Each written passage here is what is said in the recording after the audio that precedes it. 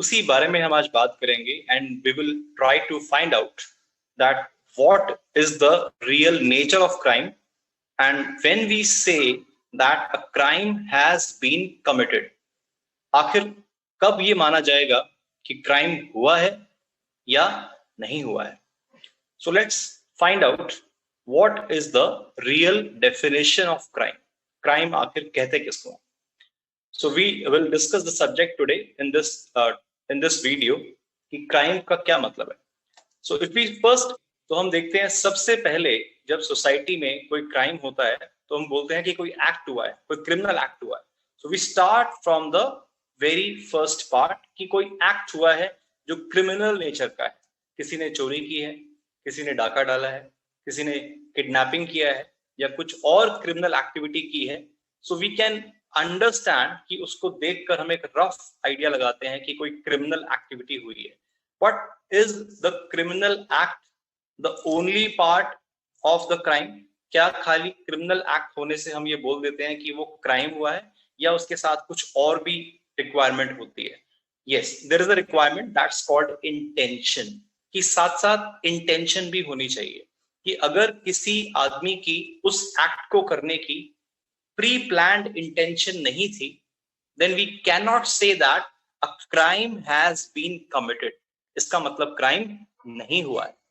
Mere the performance of an act does not constitute a crime. खाली act हो जाने से वो क्राइम नहीं होता। So what is the second most important ingredient of a crime? That is the intention of that person who is doing that act, जो उस act को कर रहा है। तो इंटेंशन बहुत जरूरी पार्ट है। बिना इंटेंशन के कोई भी एक्ट क्राइम नहीं बन सकता। So there is a requirement of the criminal intention. We can call it a criminal intention या फिर हम उसे बोल सकते हैं गिल्टी माइंड, कि उसके माइंड में ऑलरेडी कुछ गलत करने की इंटेंशन होनी चाहिए। There should be a guilty mind behind a criminal act, चाहे वो कोई भी क्रिमिनल एक्ट हो। Now second part, if we move ahead, that was the basic idea कि क्राइम कब होता है। तो थंब रूल क्या बनता है, उसी बेसिस पर हम एक थंब रूल क्रिएट कर सकते हैं। An act does not make a person guilty unless it is accompanied by a guilty mind. Means guilty mind का होना बहुत जरूरी है। आदमी को तब तक हम गिल्टी नहीं बोल सकते हैं जब तक उसकी प्री प्लान्ड इंटेंशन ना हो, उसका वो काम करने का रियलिटी में वो मन ना हो, मतलब वो काम करने के लिए वो पहले से प्लान्ड तरीके से आया हो। अगर रॉबरी करनी है तो वो रॉबरी के माइंडसेट से उस घर में एंटर हुआ हो। किसी का मर्डर करना है तो उस माइंडसेट से वो मर्डर करने के पर्पज से आया हो।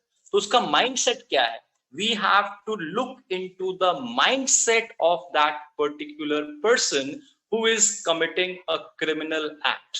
तो जो भी एक्ट वो कर रहा है उसको हमने ध्यान से, उसके एक्शन से ये पता लगाना है, या हम बोल सकते हैं कि कुछ एविडेंसेस इकट्ठा होंगे। उन एविडेंसेस से हम पता लगाएंगे कि आखिर उसने ये चीज प्लान किया था, उसने ये एक्टिविटी प्लान की थी, उसने ये गलत काम करने का पहले से सोचा था और उसी प्री प्लान्ड प्लानिंग के तहत वो आगे बढ़ रहा था। So the thumb rule is an act does not make a person guilty unless it is accompanied by a guilty mind. Guilty mind का होना बहुत ज्यादा जरूरी है। जब तक guilty mind वहां पर नहीं होगा उसको हम क्रिमिनल एक्ट नहीं बोल सकते। वो मेयर एक्सीडेंट हो सकता है। अगर किसी बच्चे के हाथ में पिस्टल है और बाई चांस वो चल जाती है और कोई मर जाता है, we will not say that that particular child has committed a murder or some kind of other offense like culpable homicide, कि उसने कोई और क्राइम किया है या मर्डर किया है, नहीं बोल सकते।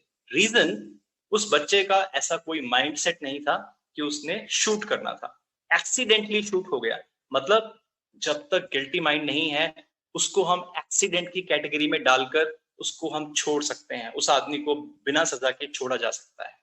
So the thumb rule is the fundamental principle of the criminal law is an act should be accompanied by a guilty mind अगर आपने उस आदमी को सजा दिलवानी है।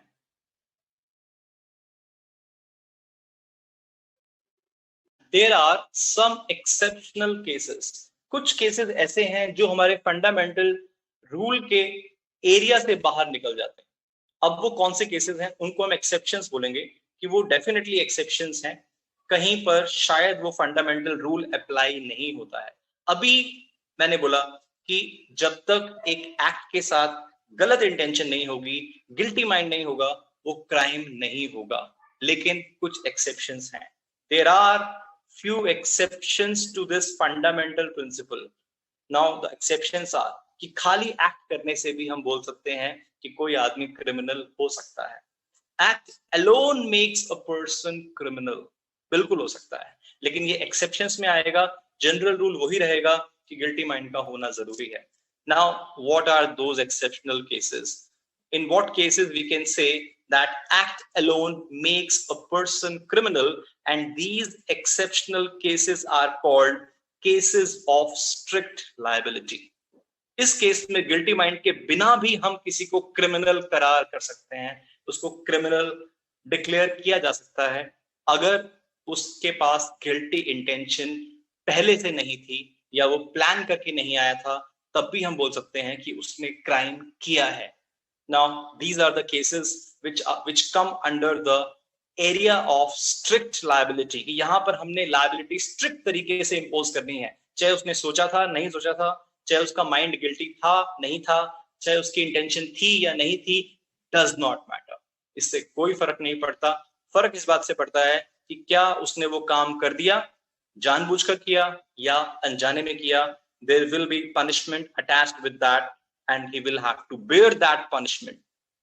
Now let's talk about these cases of strict liability।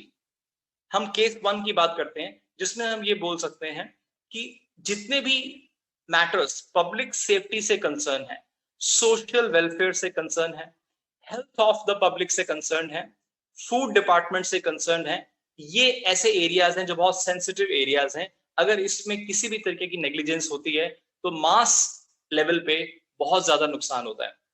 तो यहां पर अगर हम गिल्टी माइंड को ढूंढने निकलेंगे तो एक आदमी की गलती की वजह से हजारों लाखों लोगों का नुकसान हो सकता है। So we are talking about the cases of strict liability, and the case 1 deals with these four important areas of public life। Public safety में हम बात कर रहे हैं कि पब्लिक सेफ्टी में, सोशल वेलफेयर में, हेल्थ में और फूड में अगर हम बात करें तो मोटर व्हीकल्स एक्ट एक पब्लिक सेफ्टी से रिलेटेड एक एरिया है। कोई गाड़ी जानबूझकर गलत चलाता है या अनजाने में गलत चलाता है, इससे कोई फर्क नहीं पड़ता। अगर आप रोड पे गाड़ी चला रहे हैं, दैट इज योर ड्यूटी कि आप proper care and proper precautions के साथ आप ड्राइविंग करें। अगर आप ऐसा नहीं करेंगे तो बहुत सारे लोगों की जानें जा सकती हैं, कुछ और लोग आपकी गलती से मर सकते हैं। यहां पर इंटेंशन का होना या ना होना मैटर ही नहीं करता। Similarly, you are carrying a gun or any kind of other arms along with your body। आप अपने साथ कोई ऐसा आर्म लेकर चल रहे हैं जो बाई चांस एक्सीडेंटली चल सकता है या जरा से गुस्से में आप उसको यूज कर सकते हैं, so that is not allowed in the eyes of law। आप आर्म्स नहीं रख सकते हैं without the permission of the government. Similarly narcotic drugs के केस में भी बहुत स्ट्रिक्ट रूल्स हैं। आप ड्रग्स को अपने पास रख भी नहीं सकते हैं, यूज करना तो दूर की बात है, अगर आपकी कस्टडी में भी मिले तो भी आपके ऊपर मुकदमा दर्ज हो सकता है। You can be charged under this act, you can be charged under the narcotic drugs act कि आपके पास आपकी पोजीशन में कोई ड्रग्स रिसीव हुआ है। सिमिलरली फूड एडल्ट्रेशन के मामलों में भी ऐसी चीजें देखने को मिलती हैं। अगर कोई जनरल स्टोर वाला, कोई पंसारी की दुकान या कोई और आदमी गलत तरीके से या गलत सामान को बेचता है ये कहकर कि इसमें कोई एडल्ट्रेशन नहीं है, कोई मिलावट नहीं है, तो ये बात नहीं देखी जाएगी कि उसने जानबूझकर किया या अनजाने में किया, क्योंकि जो भी वो सामान बेच रहा है खाने का, उससे हजारों लोगों की मौत हो सकती है, हेल्थ इफेक्ट हो सकती है। So these are the cases of strict liability जहां पर गिल्टी इंटेंशन का होना या ना होना इससे कोई फर्क नहीं पड़ता है। Now let's talk about case 2 in the matters of petty fines. Case 1 में हमने इतने इंपॉर्टेंट सब्जेक्ट मैटर्स को डिस्कस किया कि अगर उसमें कोई भी नेग्लिजेंस हुई तो बहुत प्रॉब्लम हो सकती है पब्लिक को, लेकिन ये इतने छोटे मैटर्स हैं। केस 2 में हम उसका ऑपोजिट ले रहे हैं, जिसमें ये इतने छोटे मैटर्स हैं इतने छोटे छोटे फाइन्स हैं कि यहाँ पर अगर हम गिल्टी इंटेंशन को ढूंढने जाएंगे तो इतना बड़ा वो क्राइम नहीं है कि जितना बड़ा उसके पीछे हम इन्वेस्टिगेशन करने लग जाएंगे. सो दीज आर द पेटी फाइन्स. गवर्नमेंट कहती है छोटे छोटे फाइन्स हैं, तो गिल्टी इंटेंशन को चेक करने की कोई जरूरत नहीं है. आप सिंपली फाइन चार्ज करके फाइन रिसीव कर लीजिए and dispose the matter as soon as possible. खत्म करिए उस मैटर को. सो केस 1 में हमने देखा बड़े सब्जेक्ट मैटर्स थे. केस 2 में हमने देखा छोटे सब्जेक्ट मैटर्स हैं, लेकिन दोनों एक दूसरे के ऑपोजिट हैं और दोनों ही स्ट्रिक्ट लायबिलिटी के केसेस में आते हैं. तो केस 1 में पब्लिक लाइफ से कंसर्न मैटर्स हैं, केस 2 में स्मॉल ऑफेंसेस हैं, और केस 3 में भी हम स्ट्रिक्ट लायबिलिटी का ही पार्ट देख रहे हैं. And in these cases, in this particular category, we are talking about some particular offences of IPC जिसमें इंटेंशन को बिल्कुल साइडलाइन कर दिया गया. मतलब यहां पर इंटेंशन हो या ना हो कोई फर्क नहीं पड़ता, क्योंकि ये particularly, clearly, specifically, exclusively defined है आईपीसी में कि इन ऑफेंसेस में इंटेंशन के बिना भी आप एक्यूज को चार्ज कर सकते हैं. Now the first example can be kidnapping. अगर आप किसी को किडनैप करते हैं, बाद में ये बोलते हैं कि मेरी कोई ऐसी इंटेंशन नहीं थी, गलती से हो गया, मुझे पता नहीं था, it will not be heard in the court. Reason, उस बंदे के साथ जितना ज्यादा गलत हो गया, जो किडनैप हुआ है, the victim will suffer a lot due to your criminal act. Victim को कितना सफर करना पड़ा उस पीरियड के दौरान जिस दौरान आपने उसको इलीगल कस्टडी में रखा. So kidnapping is a crime in which no guilty intention is required. So mere action is sufficient to constitute a crime of kidnapping. Mere action is sufficient. Guilty intention की कोई जरूरत नहीं है, चाहे आपका मन था या नहीं था. Similarly, we talk about counterfeiting coins. If we talk about counterfeiting coins, तो इस केस में अगर किसी की कस्टडी में हमें ऐसे कॉइन्स मिलते हैं, ऐसी कोई नोट मिलता है या ऐसा कोई सिक्का मिलता है जो नकली है, जाली है, और वो गवर्नमेंट ऑफ इंडिया ने इशू नहीं किया है, तो उस केस में आपके ऊपर केस रजिस्टर हो सकता है. In principle the case can be registered against you due to the reason of strict liability offence. ये स्ट्रिक्ट लायबिलिटी के अंडर आता है, लेकिन प्रैक्टिकली इसके ऊपर काफी लॉज आगे फर्दर डेवलप हुआ है. आगे जैसे हमने देखा कुछ जजमेंट्स आई जिससे ये पता लगा कि कई बार कुछ अनजान लोग, कुछ ऐसे इनोसेंट लोगों की कस्टडी में भी हमें ऐसे पैसे मिल जाते हैं जिनको पता नहीं होता, कोई दूसरा बंदा हैंड ओवर कर जाता है, and those persons are actually not guilty. So in principle तो स्ट्रिक्ट लायबिलिटी का ऑफेंस बनता है, लेकिन प्रैक्टिकली हम ऐसे लोगों को कई बार छोड़ देते हैं, क्योंकि खाली कस्टडी में मिलने से ये प्रूव नहीं होता कि उसने कोई क्राइम किया है. So in principle obviously strict liability, but practically हम इसको क्राइम वैसे मानते नहीं है, लेकिन प्रिंसिपल में है तो क्योंकि हम इसीलिए इसको स्ट्रिक्ट लायबिलिटी की कैटेगरी में रख रहे हैं. And counterfeiting coins will be a case, will be an example of strict liability. Now these were the cases. ये कुछ ऐसे केसेस हमने किए जिसमें बिना गिल्टी इंटेंशन के भी क्राइम माना जाता है.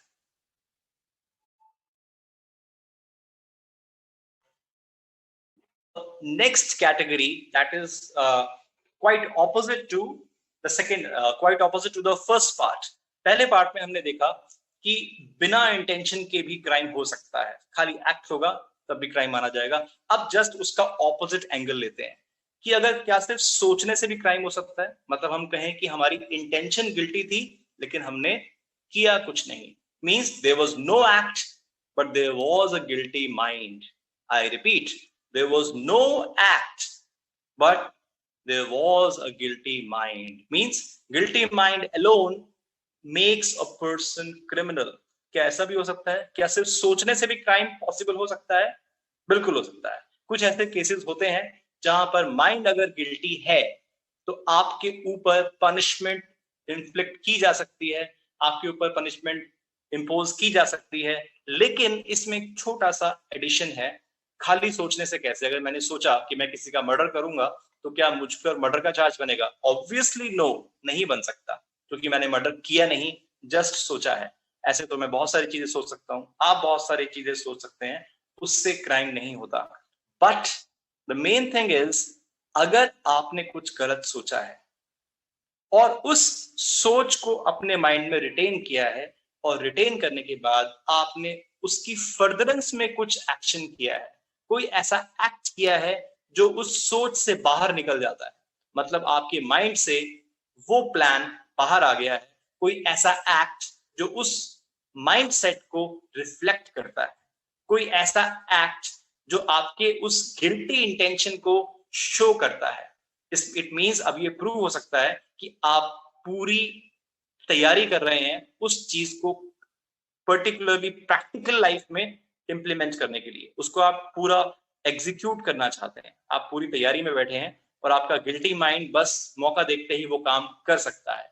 So the law will not wait, the law will not wait for you that you should commit that act and then we will call you in the court of law. No, we will catch you as soon as possible. Once that guilty mind is reflected from your end in some form of overt act, किसी form में वो guilty mind reflect हो जाए, कुछ इस तरीके से reflect हो जाए कि वो अटेम्प्ट की फॉर्म में दिखाई दे, प्रिपरेशन की फॉर्म में दिखाई दे, किसी और ओवर्ट एक्ट की फॉर्म में दिखाई दे, लेकिन वो गिल्टी माइंड नहीं रहा, अब गिल्टी माइंड के एरिया से थोड़ा सा बाहर निकल गया है, थोड़ा सा एक्शन आपने उसके ऊपर कर दिया है, लेकिन वो पूरा एक्ट परफॉर्म नहीं हुआ है। This is a very important thing. आपने वो क्रिमिनल एक्ट किया नहीं है, आप कर सकते हैं, एक डेंजर है, एक रिस्क है, एक पॉसिबिलिटी है, लेकिन अभी आपने वो क्रिमिनल एक्ट किया नहीं है, तो भी आप क्रिमिनल माने जाएंगे। So guilty mind alone makes a person criminal. Yes, it is possible. ये बिल्कुल possible है। Now, how this theory works? अब ये कौन से cases में हो सकता है? Let's talk about the criminal intention.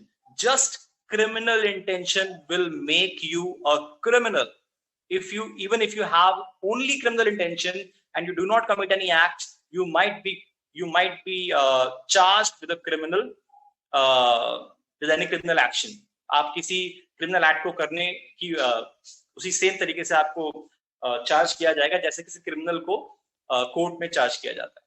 Now let's talk about few cases about the same thing, कब हमारी गिल्टी इंटेंशन हमें दोषी बना सकती है। Now intention to commit treason. First of all, treason का मतलब साफ साफ है देश के साथ कुछ गलत करना, देश के साथ गद्दारी करना।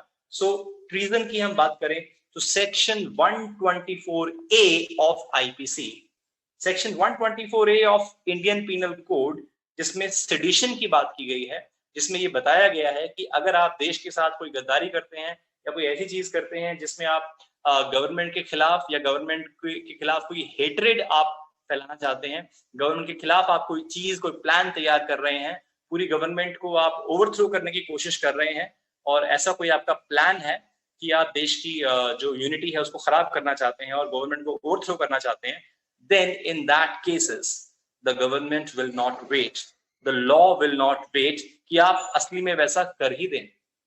इतना वेट नहीं किया जाएगा, आपके करने से पहले ही आपको पकड़ा जाएगा and you will be taken to the court. The reason is कि इतना बड़ा एक्शन होने का अगर हमने वेट किया तो बहुत कुछ गड़बड़ हो सकती है तब तक। So whether treason committed or not, intention is sufficient, but again such intention will be proved by some overt act. Obviously वो intention किसी ना किसी फॉर्म में रिफ्लेक्ट तो होनी ही चाहिए। आपका वो गलत सोच, आपकी वो देश के खिलाफ सोच, आपकी वो देशद्रोही वाली सोच रिफ्लेक्ट तो होनी चाहिए। तो आपकी अगर इंटेंशन भी है, mere intention, mere attempt to promote any kind of hatred against the government or mere any kind of preparation against the government, just preparation या attempt के level पे ही आपको पकड़ लिया जाएगा और आपके ऊपर criminal case चलाया जाएगा। So that is one of the example where just having a guilty mind, just having a wrong intention will make you a criminal and you will be charged with the offense. Now let's talk about some more examples. There can be one more example that is called conspiracy to commit a crime. अब सारी जो conspiracies होती हैं वो सारी की सारी में ऐसा नहीं होता है कि आप सिर्फ सोचें और आपके ऊपर चार्ज बन जाएगा, ऐसा नहीं होता है। बट कुछ ऐसे सेक्शंस हैं आईपीसी में जहां पर आपने अगर खाली उसमें पार्टिसिपेट भी किया, even if you participated in that conspiracy, मतलब आपने उसको ज्वाइन भी किया, आपने उस गलत ग्रुप को ज्वाइन किया जो कंस्पायर कर रहा है, जो ये सोच रहा है कि हम कोई क्रिमिनल एक्ट करेंगे, तो सिर्फ सोचने से ही आपके ऊपर क्रिमिनल चार्ज बन जाता है। Now what kind of conspiracy I am talking about? This is some specific kind of conspiracy. Section 120A of IPC में अगर आपने ऐसा एग्रीमेंट भी किया, अगर आपने कोई ऐसा एग्रीमेंट भी किया जिसमें आप कोई क्रिमिनल एक्ट करना चाहते हैं, किसी लोगों के साथ में आपने ऐसी कोई ग्रुप बनाया और आपने सोचा कि हम लोग मिलकर ये वाला क्रिमिनल एक्ट करेंगे, तो सेक्शन 120A के अंडर आपको चार्ज किया जा सकता है, और चाहे वो क्राइम हुआ हो या ना हुआ हो, does not matter, you will be charged under section 120A of Indian Penal Code. So mere agreement is sufficient to make you a criminal. सिर्फ एग्रीमेंट ही बहुत है, चाहे आप करें उस काम को या ना करें।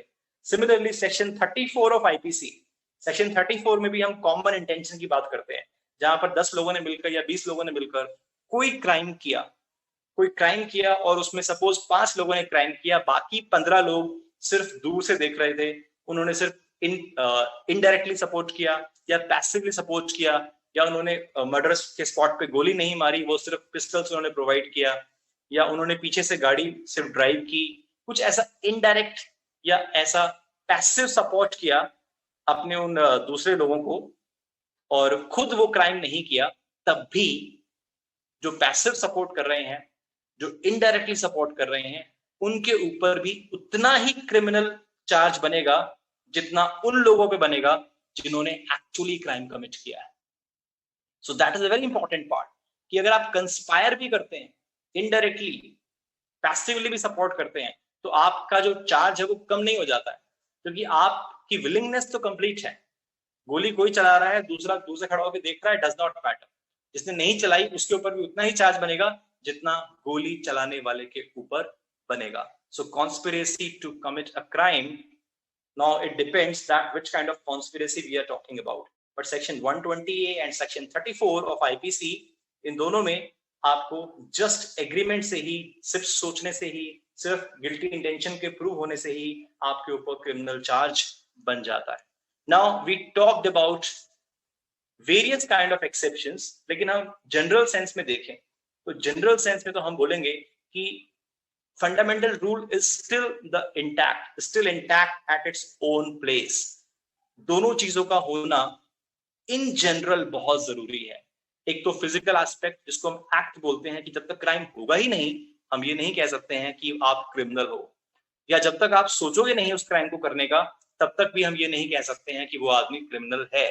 Means there should be a criminal act and there should be a proper planning to do that act. Means there should be a guilty mind also, और guilty mind बाद में नहीं होता है, guilty mind उस एक्ट को करने से पहले होता है।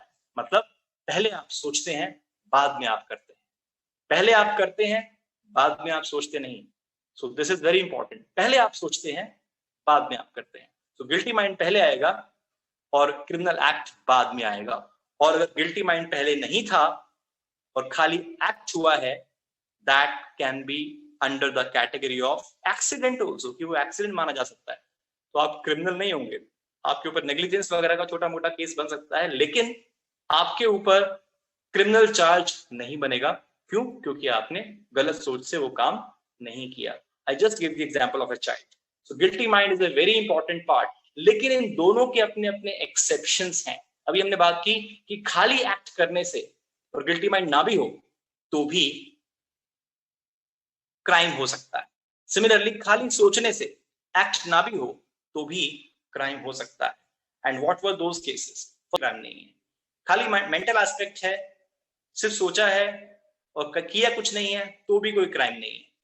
तो क्या होना चाहिए? फंडामेंटल प्रिंसिपल क्या है कि एक्ट और क्रिमिनल इंटेंशन दोनों का होना जरूरी है, और क्रिमिनल इंटेंशन पहले होगी, गिल्टी माइंड पहले होगा, एक्ट बाद में होगा, तब हम बोलेंगे that a person has committed a crime and he should be charged with some particular offense, and उसके ऊपर उसको prosecute करना चाहिए। तो ये फंडामेंटल प्रिंसिपल है, लेकिन ये हर वक्त अप्लाई नहीं होता है। कई बार सिर्फ एक्ट करने से आप क्रिमिनल हो जाते हैं, कई बार सिर्फ सोचने से आप क्रिमिनल हो जाते हैं, बट इन जनरल दोनों का होना जरूरी है. So this is a very general brief idea about when we can say that a crime has been committed. I hope this video was useful for you and you got at least a very basic general idea when we say that a crime has been committed, and there are some exceptions to the general fundamental rule also. And we have done those exceptions. That's all for today. Thank you very much.